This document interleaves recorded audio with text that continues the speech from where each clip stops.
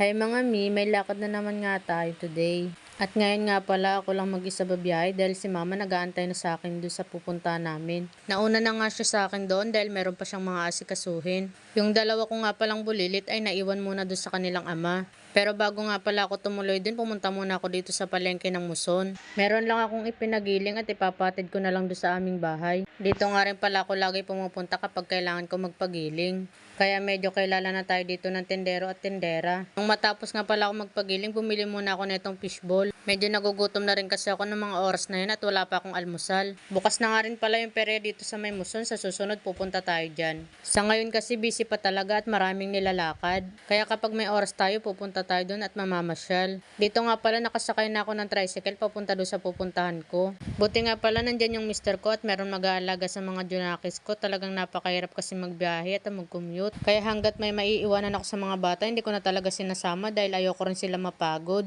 Maya-maya nga lang nakarating na rin pala ako dito sa pinuntahan namin. Dito nga pala yung bahay sa isa sa mga ninang namin. Meron nga sila ditong pamerienda at every year namin to ginagawa. Nung mga oras na nga rin pala yan, busy pa sila dyan sa lamesa.